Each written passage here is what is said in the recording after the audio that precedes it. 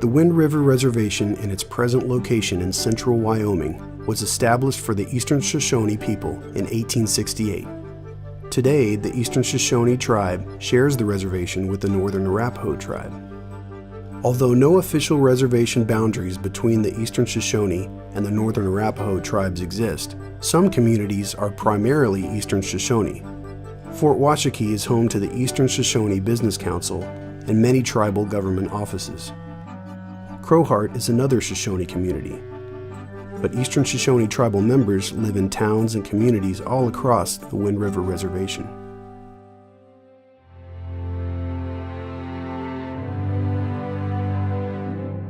Although it's still uncertain how far back the Shoshone people's history reaches, evidence dates back many thousands of years.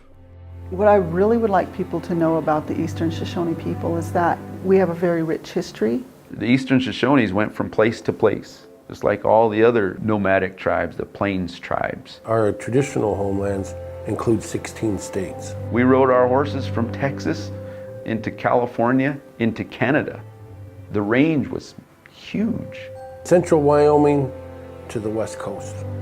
They would move from place to place. And this was just one place on their rotation. The Shoshone weren't necessarily one central group. There were several clans of them, if you will, and a lot of them identified each other by major food sources that were popular in that area. So you had bison eaters, you had salmon eaters over in Idaho, prairie dog eaters. But in northwestern Wyoming in the mountains, you had the sheep eater Shoshone, and this refers to the bighorn sheep which survive in ample numbers up there. These people came thousands of years ago, according to current geological evidence, and never left. There have been a lot of discoveries in our mountains that solidify the fact that we as Shoshone people have a strong connection with the Wind River Mountains and really with the areas all over the state. The mountain Shoshone were really kind of a special group. They knew where the animals were, where the plants were at different times of the season, what they could eat, what they couldn't eat. And this might sound easy, but to really do it well, to feed your whole family, to feed a whole community, it takes a special type of knowledge. So the Shoshone were here and living here along with the Ute and the Crow in Wyoming. And the first whites who came tended to be trappers, traders. For a lot of tribes, there was a recognition that there would be no shortage of non-Indians moving west.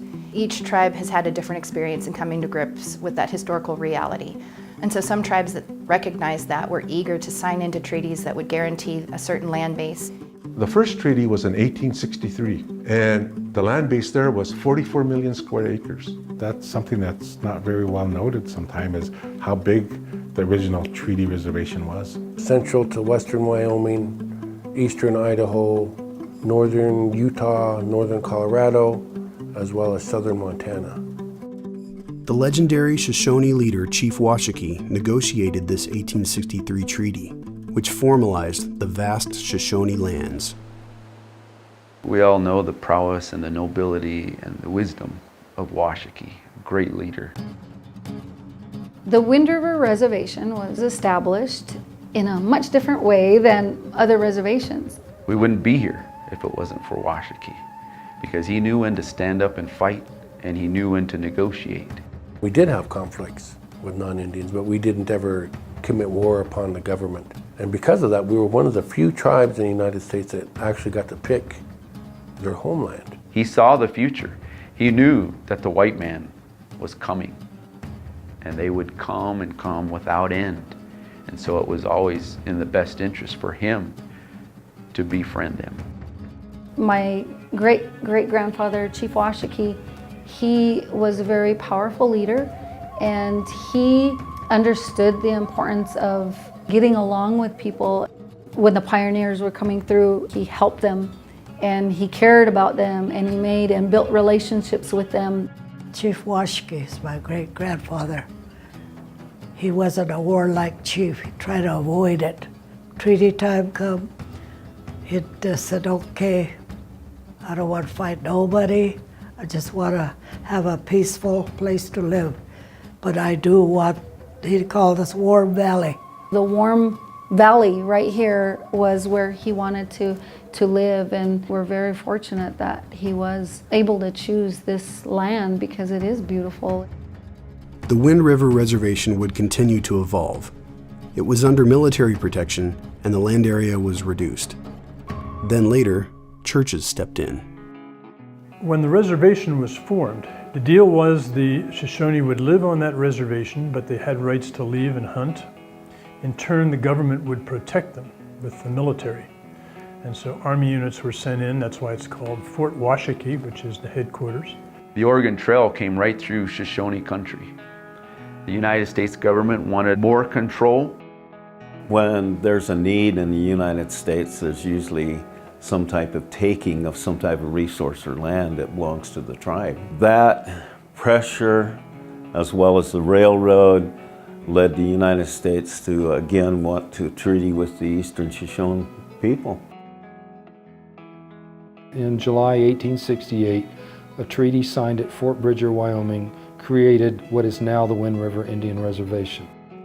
Army administration officially only lasted for a year. They stayed for longer, but they only lasted until 1869, when the Grant administration made it possible for religious denominations to run the reservations. The churches probably did a good job of acting as the bridge between Native culture and white culture.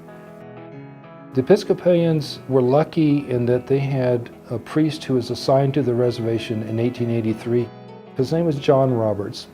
His intention was to help Native peoples see what white culture was about and learn how to live with it. But he did it with a great understanding of Native tradition. He learned Native culture. He learned both Arapaho and Shoshone languages. And that made him quite popular on the reservation. The Shoshone on the Wind River Reservation have faced challenges, but they look to their land and their ancestors for inspiration to go forward into the future. We do have challenges, like everywhere. We all have challenges, but I see our reservation as one of the most beautiful places on earth. The values of a Shoshone tribe is like respect, your language and your culture, your traditional ways, and how you are to people. Wisdom, love, respect, hard work, sacrifice, spirituality. Very peaceful, very humble, and quiet, but at the same time, the Shoshone people are well known for being able to speak up when it's needed. Those are core values that have sustained us to help us survive, to deal in everyday life with one another and with the people we come in contact with. We have a very rich and beautiful community that has not always been shown in that light. I've had many conversations with people that will say, oh, you know, it's so sad. You live out in poverty. You live in poverty out on the reservation. And I'll have to take a step back and hold my tongue and say, you know, I don't see it as living in poverty at all. We have beautiful resources. We have over 240 lakes, and we have miles and miles of streams, and we have acres of land. I feel optimistic about the Eastern Shoshone Tribe because we have inherited attitude, the same strength, the spiritual strength, and the knowledge, the vision of those that walk before us. That gives me great hope. That gives me great optimism.